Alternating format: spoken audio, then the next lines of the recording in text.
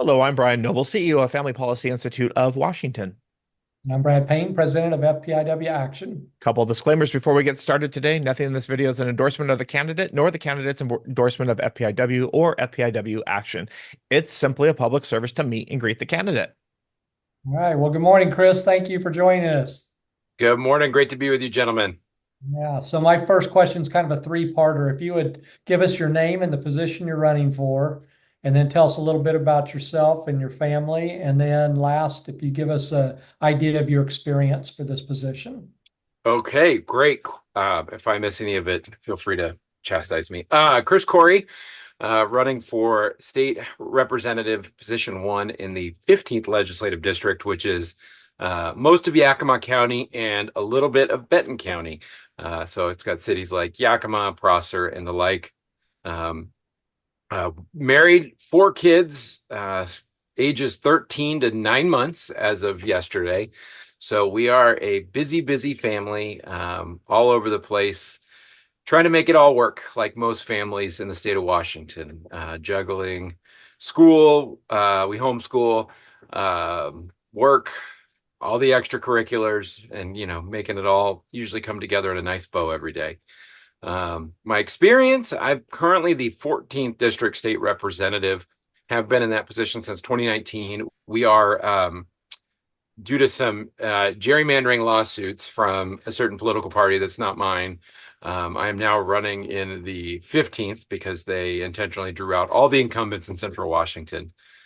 So it's largely a similar area that I've served. And I can tell you one of the things that's been great about working in Central Washington or working as a legislative team in Central Washington, we've never really focused on the boundaries. So if somebody reaches out to me and they're just, they're on the other side of the line in the valley, it's not like I'm like, well, go talk to this person.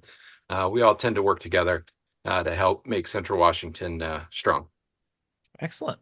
What is your primary promise to the public if you're elected or reelected? So my promise from the beginning has been to uphold your federal and state constitutional rights. I am a firm believer in limited government, that the government is best when it is as hands-off as possible. So that means protecting all your rights, whether it's Second Amendment rights, family rights, property rights. The reason I ran originally was because I saw us becoming more and more like California.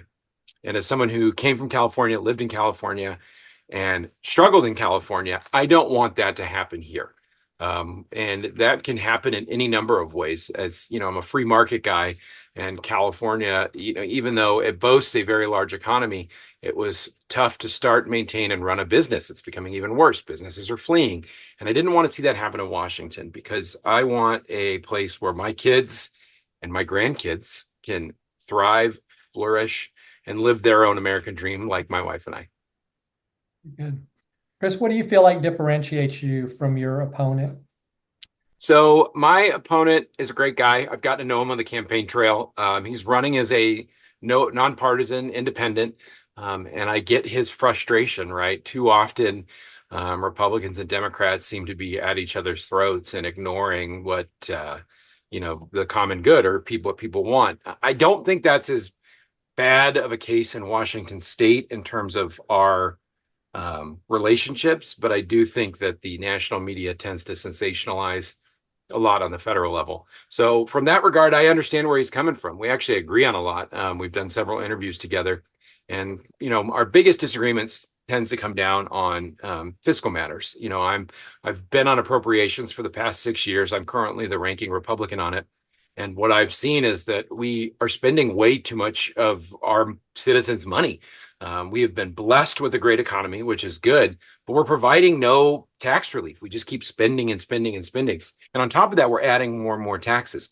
So I truly believe that we can fund our government's priorities. We can do the things that people expect us to do in Olympia while providing tax relief. We're the only state in the country since the pandemic that has not provided broad-based tax relief. And that is really unconscionable, especially right now with all the inflation and everything we've got going on. People need relief, and the solutions coming out of Olympia seem to be more redistribution. We're going to give you, you give us more money, we're going to give you a portion of your money back. You can look at the utility rebate checks, which were a direct result of of our state, not me voting for it, but our state's meddling in energy pricing and creating a carbon scheme that just is taxing everyone in the state, but predominantly impacting lower and middle class income folks.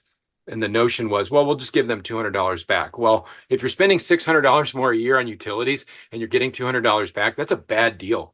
So I want to continue to fight that. And I know that's a little off topic from the original question.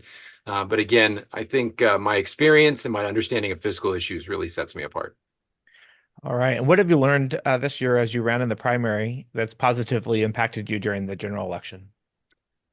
That people are hungry for honest conversations, right? You don't have to have campaign slogans and buzzwords. You can be real and vulnerable is not the right word, but you can have these conversations with people and admit where you disagree, where you can, admit where, you may have, not had the best idea or that you may want to rethink what you've done. I've always been very honest with people as I meet, saying, nobody will ever agree with me 100% of the time. And frankly, I don't even agree with myself all the time. There are times where I have to really question my decision making and why I feel the way I do. And that's key in self-government. And I've been very blessed to have people be very vocal and honest with me, especially when they disagree with me. And I think that is a positive for us because it helps us to be better, not just candidates, but better legislators and better representatives for the people that we're serving in Olympia. Right. Well, Chris, thank you very much. Thank you for your service to the people in the past several years, and we wish you much luck in the campaign in these last couple of weeks. Thank you very much. All right. Well, I'm Brad Payne with FPIW Action. And I'm Brian Noble with FPIW. Friendly reminder, nothing in this video is an endorsement of the candidate, nor the candidate's endorsement of FPIW or FPIW Action. Like we like to say around here, go out there and defend and advance biblical values in the public square. God bless.